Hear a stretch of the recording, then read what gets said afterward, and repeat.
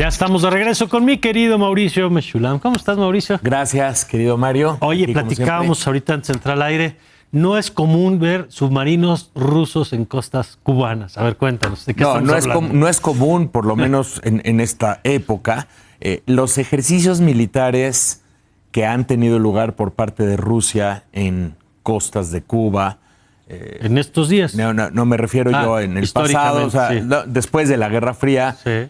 Ocurrieron en 2008. Si recuerdas, tuvo una crisis entre Estados Unidos y Rusia por la invasión rusa a Georgia en 2008. Posteriormente, en 2015, después de la crisis ucraniana del 2014. La de Crimea. La de Crimea, exacto. Y posteriormente, ahora mismo. Ahora, ¿qué es lo que vimos? Bueno, primero, estamos hablando de 3 buques militares y un submarino de propulsión nuclear. De acuerdo con funcionarios estadounidenses, la inteligencia estadounidense, ninguno de ellos llevaba armamento nuclear, pero sí tienen la capacidad de lanzar misiles, incluso hipersónicos. Entonces, estos misiles hipersónicos, digo, a lo mejor es una obviedad lo que estoy diciendo, pero la velocidad es muy importante porque no necesariamente la capacidad de respuesta de los estados les permite protegerse. No, y no desde la distancia de Cuba. Claro. O sea, sí, sobre todo Cuba de Cuba a Miami. Sí, ¿entiendes? Claro. Entonces, sí, definitivamente representa una muestra de fuerza, un mensaje por parte de Rusia a Estados Unidos bajo el contexto que estamos viviendo. Entonces, podríamos irnos tantito para atrás y mirar qué es lo que está sucediendo.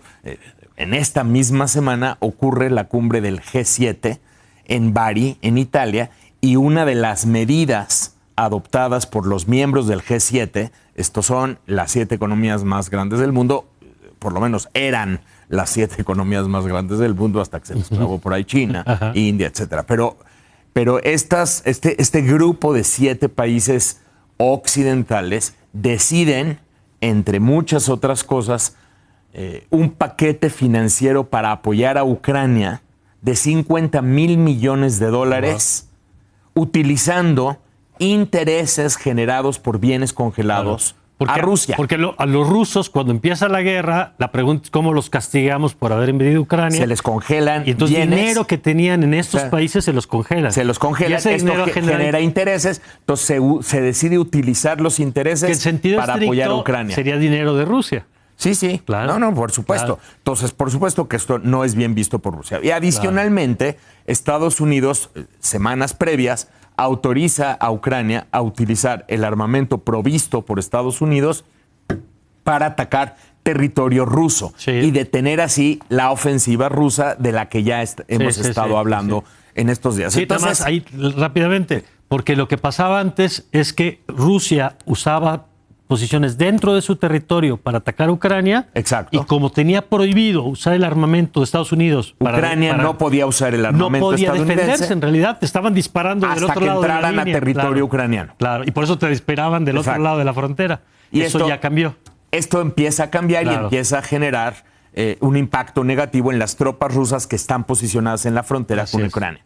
Ahora, todo este contexto en realidad es una pieza adicional a toda una serie de factores. La competencia y rivalidad entre las superpotencias está ocurriendo en África, está ocurriendo en Medio Oriente, ocurre, por ejemplo, en Siria, ocurre incluso en el Pacífico, entre Rusia, Japón, Estados Unidos, y Rusia China. decide traer la historia al Caribe. Exacto, al Caribe. ¿Por qué? Bueno, por todo el simbolismo que representa Cuba, por la cercanía geográfica de lo que representa Cuba, por mandar el mensaje de no se te olvide que mientras yo tenga aliados en América Latina, puedo representar una amenaza en tu territorio y además para que tú te des cuenta lo que yo siento, Rusia, cuando tú te vas y te posicionas en zonas cercanas geográficamente a mi territorio y cómo esto representa un riesgo a mi seguridad nacional. Y además hay que decir que se espera que estos buques y el submarino de propulsión nuclear, después de Cuba pasen a Venezuela. Ahí sí déjame decirte que no será la primera ocasión en la que vemos estos despliegues militares por parte de Rusia en Venezuela. Ya la hemos visto por parte de buques, incluso aviones rusos en Venezuela. No sé si recuerdas quién resguardaba la seguridad personal de Maduro. Claro, el grupo Wagner, que posteriormente entró en conflicto con Moscú, pero que ahora ha sido renombrado, por lo menos su parte de África, como Africa Corps, y que sigue bajo el control del Kremlin. Entonces, van a Venezuela. Se supone entonces, por tanto, que estos barcos submarinos no se quedan ahí. No se quedan, se van a mañana Venezuela, lunes, salen de ahí, bueno, se espera, es lo que se está diciendo, salen de ahí, después se van a Venezuela, hacen ejercicios militares en Venezuela, y es el simbolismo, ¿no? Como, a ver, Cuba y Venezuela son estos países que están más cercanos a mí en este momento, son parte del hemisferio occidental, desde estos países puedo lanzar una operación en cierto momento, no significa que vaya a ocurrir.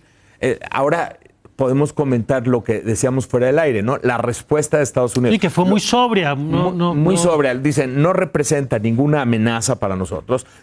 Que no haya nervios de que esto significa que va a haber una guerra o un enfrentamiento entre Estados Unidos y Rusia. Estados Unidos, de hecho, posiciona buques que le hacen sombra.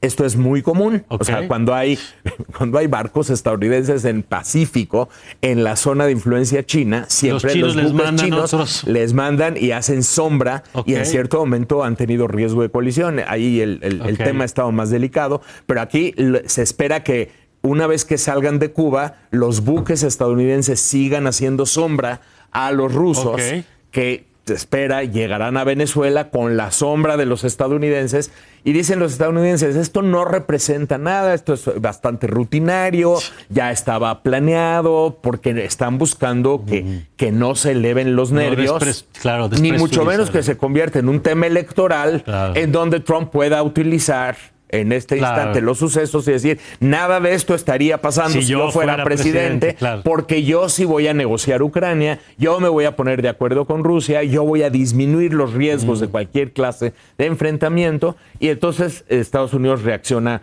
con este nivel. Pero sí es importante entender el contexto. O sea, estamos hablando del G7 en la semana. Ahora mismo, Mario, está ocurriendo la cumbre de paz para Ucrania, a la cual, esto está ocurriendo en Suiza, a la cual Rusia no está invitada. China sí estaba invitada, pero China decide no asistir.